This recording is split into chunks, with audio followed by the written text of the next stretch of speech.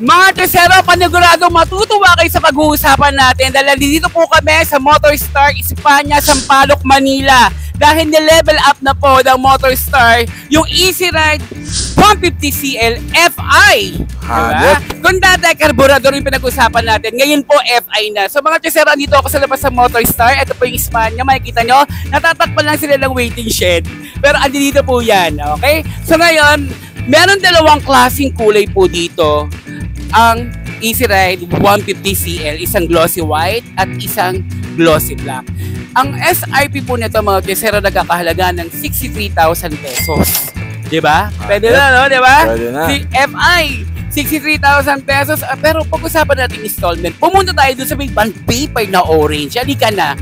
Dito mga Chesero, ang presyo dito, dalawang klase. Pagdating sa installment, kung regular price sa pag-uusapan natin, ang down payment nito nasa 4,950. And then umaabot to ng 18 months, 24 months, mamimili ka na lang kung ano po ang kaya po natin dyan. At kung zero interest naman ang pag-uusapan natin, ang down payment nito nasa 20,700. At mamili ka na lang din dyan kung 6 months, 12 months, or 18 months. So, meron po tayong rebate dito mga Chesero at meron free 3 years LTO registration. Dito lang po yan sa Motorstar Espanya. Ang number po ay nasa screen. Contact lang po kayo. Ngayon, pag-usapan na natin kung ano ba ang level up at pinagbago nitong Easy Ride 150cl FI.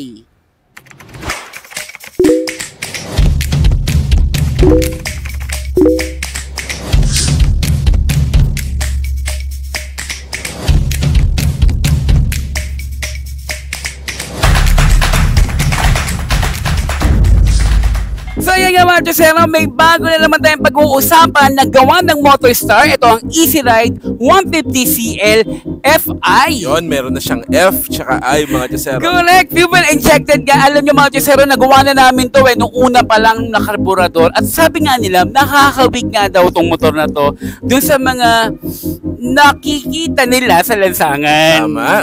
Kaya naman, hello mga Chesero, mga boss, mga paps. Welcome back to Archie's Alonso Motovlog. Yes, at kung di ka pa nakasubscribe, subscribe na, and don't forget to hit like, share, comment, and hit that notification icon sa channel na nag-start na pag-canvas ng motorcycle units, parts, and accessories. Tama! Maraming salamat mga Chesero dahil 123,000 subscribers na po tayo at binabasa po naman ang mga comment ninyo mga Chesero. Comment lang din po kayo kung ano pa po yung mga motorsiklo na gusto nyo i-vlog natin, no? Pag-usapan natin yan. Pag-usapan na natin yan. Dito lang po yan sa Motorstar Espanya, Sampaloc, Manila. At kung malayo kayo at wala kayo dyan, ang number po nasa screen. Tawagan nyo lang po sila. Pag-usapan na natin yan. Excited na ako. In 5, 4, 3, 2, 1. So matatandaan niyo mga Chesero, ginawa po namin ito years ago nung karburador pa siya. Correct. Ngayon, nagbabalik siya. Ngayong bare months, timing na timing, 2024. Ito na po yung kanyang FI version. So in terms of the looks mga Chesero, enhancement-wise, makikita po natin, meron siyang pagkakahawig sa mga other motorcycle. Yes, So comment down below mga Chesero kung ano po yung naiisip ninyo. Pero looking at it, napakaganda nung white version niya. Napakalinis mga Chesero. At Yes. all over combination po ng glossy black po yung kanyang visor. Looking at po, may white, may FI button, may FI sticker po. Yes. Euro 4. Tama mga Chesero. At yung sa body niya sa center-wise, merong black glossy color din. But if you look at the middle mga Chesero, meron parang plastic material dito and there are holes in it para sa aerodynamics. Correct. Nakaganda rin sa kanyang detalye yung kanyang pulang lining dun po sa magkabilang gilid po mga Chesero. And very three-dimensional mga Chesero kasi may mga curves and edges po but very sharp looking yung kanyang plastic material. Sa gilid po makikita nyo yung Easy Ride 150cl at makikita nyo ang rebranding mga Chesero. Dati nakikita nyo Motorstar pero ngayon nakikita nyo M-Star. So napakagandang tignan. Ibig sabihin, Megastar. Hindi, joke lang. Correct. Oo, So tuloy natin. Tignan natin yung ilaw. Ito, no, malupit to para sa akin. Kasi ito po mga Chesero, itong kanyang daytime running light at ang kanyang signal po ay naka-LED. Oh, 'di ba? Walang bulb tayo rito. At ang kanyang headlight po mga Chesero, naka-projector headlamp. Yes, another enhancement mga Chesero, Ganda ng daytime running light. Very premium looking yung kanyang ilaw pag tinignan sa malapitan. Yes. Maganda rin yung kanyang signal, mga Josero. Pahaba. And then if you look at the plastic material sa ilalim ng kanyang headlight, medyo may pagka-carbon inspired. And tuloy na natin sa fender. Ang ganda ng pagkaganda ng kanyang fender. Medyo chunky siya at medyo malayo sa gulong. At least, no, pwede mo siyang malinis para hindi madaling masira din kasi. Correct. So there are edges, medyo sharp looking, mga Josero, Yes. napakaganda.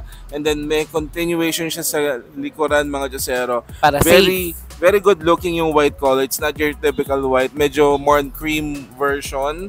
Then medyo malayo yung kanya agwat sa gulong.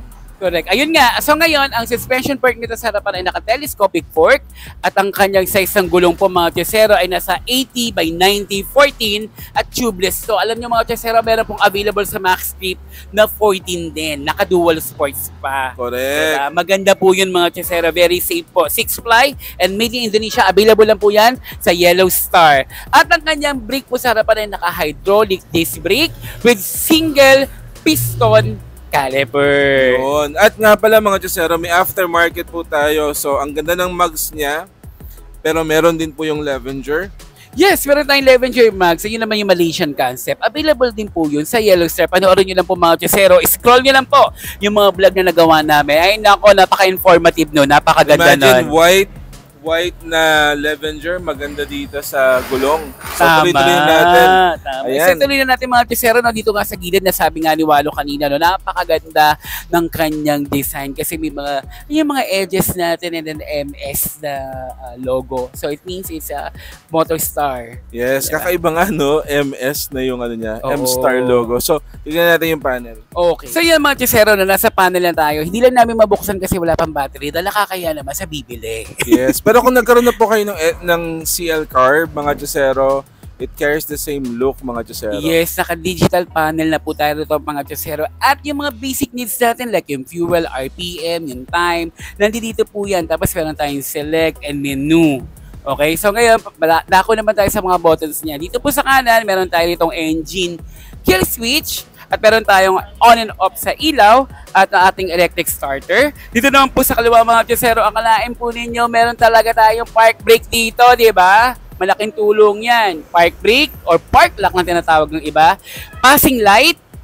At meron tayong high beam and low beam. Wow. At yung horn natin at yung signal. So, all the basic stuff that you need, mga Josero, andito po. Correct! At ngayon, tuloy na tayo dito sa baba, no? Dito sa kanyang mga packets. Dito, medyo mababaw lang. So, wala ka malalagay dyan. Coins, maaari. At dito naman sa kaliwa, mga Tiesero, may kalaliman ng onte. At ang maganda rito, may charging port. Pero subukan ko muna yung phone ko, ha? Tignan natin. Pero masyadong open, no? Delikado. So, yan, mga Tiesero. Bubuksan natin yan. So, nakalabas yung phone ko sa dito sa packet.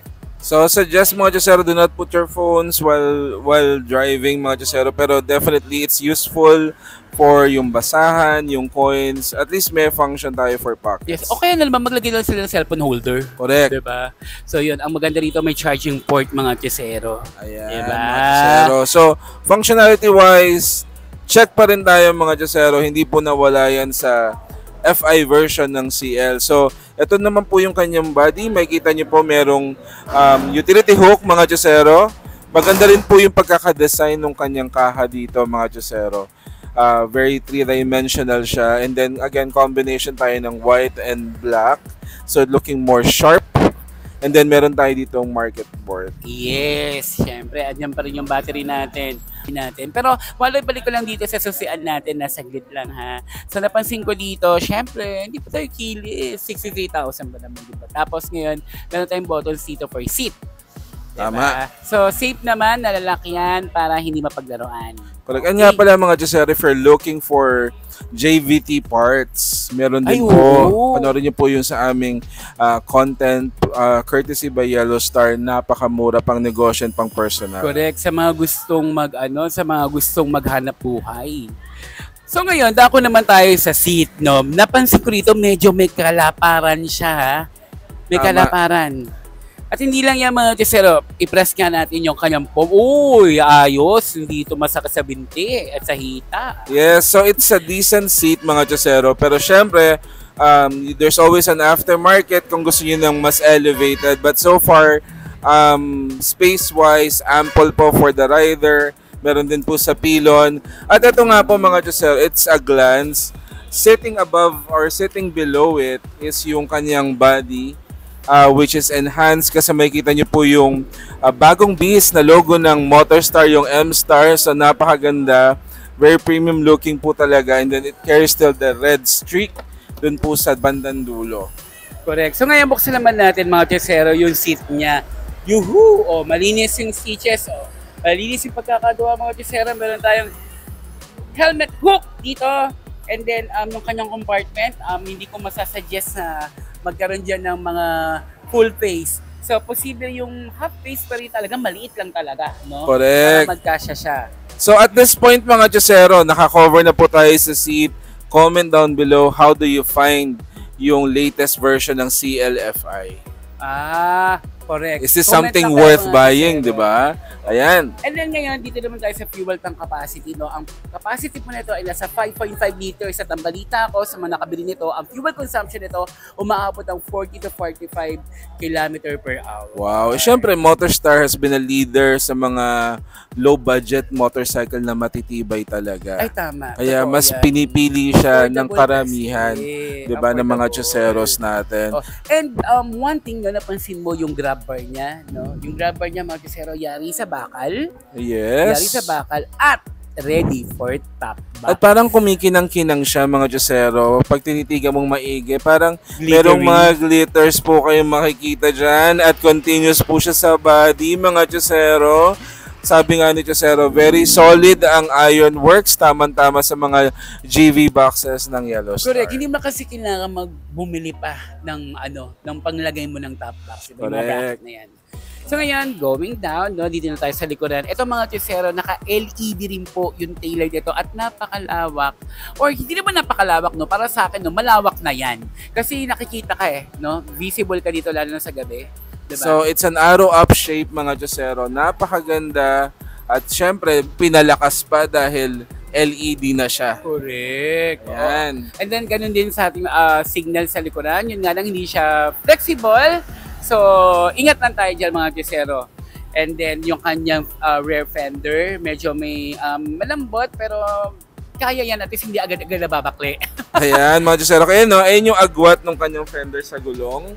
Oo, may So, kasama pang gearbox. May kasama pong mas swerte po yan dahil meron po siyang pampaswerte. Hamakan ko yan eh. Ayan, under niya mga Chesero. Oh, at pag tinignan niyo po dito, Ayan, naka-single absorber shock po tayo dito mga Chesero. At ang maganda dito, may tire hugger at merong curtain. So talagang pinoprotektahan din naman niya din talaga yung makina. oho, Diba? tama. Okay, sa gulong naman tayo mga Chesero. Ang size ng gulong po nito ay nasa 90 by 90 14. At sabi ko nga po sa inyo, subukan niyo po ang Maxlip Dual Sport mga Chesero, affordable at 6-ply. Sa Yellowstar lang po yun. Hanep. Mabibili. And tubeless to mga Chesero. Tubeless siya at naka-drum brake. Nice. At mapapansin nyo dito, no, may ESP. So, ibig sabihin po, more power, less fuel. Hanep, mga Chesero. So, ngayon, yung hanep na yan, ano ba ang makina nito? Correct. Pero may nasabi ka about sa muffler, di ba? Ayun, yung muffler nito, naka-upright siya, no? Naka-upright. Kasi, isa sa mga advantage po yung mga Chesero, lalo na sa mga baha ang pupuntahan. So upright Diba? mga Chesero, medyo nakapataas siya. Tama. Ayan, At so syempre, lalo na. may heat guard. Lalo na ngayon, ang daming bagyo na may mga papasok pa. Oo, di ba? Mahirap lang kasi pag nadali yung tambucho mo, di ba? Ang Correct. hirap yan. Pero pag nadali yung baterya mo, hindi ko na alam. Hindi ko na masasagot yan. Ayan, so alamin natin, may sinasabi ka, ano ba ibubuga? Ano nga mga Chesero, pag-usapan na natin ang makina ng Easy Ride 150CL. Ito po ay fuel-injected, 150cc, single cylinder, single overhead cam, 2 valves, air-cooled. At ang power po nito ay nasa 9.2 horsepower at 7,200 RPM. At ang kanyang torque naman po ay nasa 9 Newton meter at 5,500 RPM sa halagang Wow. 63,000 pesos. Pero syempre, importante mga Diyosero, FI. So yun nga talaga yung binebenta ng Motorstar CL. Yes, 150. ESP pa, no? More more power, less fuel. Kasi ito yung yours normal comment last years ago, naghahanap sila ng FI version. So eto na, hinahatid na siya ng Motorstar. Okay, so ngayon naman, bago natin tapusin ng vlog, yung dimension naman, Malo. Mga Chesero, 5'5 ang height ko. Ngayon, hindi pa po nakababa yung center stand, pero abot ko na po yung lupa. Okay? So, Ayan. what more pa? May bababa ko yan. So mga Diyosero ha, ang kanyang seat height is 775 millimeters, na may ground clearance po siya na 130 millimeters, na may dry weight na 95 kg, na may wheelbase na 1,290 millimeters. So ayan mga Diyosero, sa 5'5 na height ni Diyosero, ito po yung look ng Motorstar 150 CLFI. So napakaganda nung white mga Diyosero. Yes, alam mo, sa totoo lang, gusto ko naman talaga to. Isa to sa mga gusto ko na unit. Pero medyo mababa lang sa akin to. Itong handlebar. Pero okay yan. Okay sa akin yan. So napakaganda nung white mga Diyosero. So anong gusto niyo ba? Yung white version o yung black version? Please comment down below. At dito lang po yan sa may Espanya. Yes, ito lang po yan sa May Espanya, Sampaloc, Manila Corner, Instruction Street po. Tapat po kami ng Petron, ng BDO, at ang tatakpan po kami ng waiting shed. Yan, so inilapit na namin mga Diyosero sa mga hindi makapunta Yes. sa 10th Avenue. Meron pong ditong Motorstar, nagkalat po siya Correct. nationwide. Dito sa Manila meron din. So punta na po kayo dito sa Espanya branch. Yes, nasa screen po ang kanilang number at ang FB page sa lahat ng gusto mag-inquire. Happy?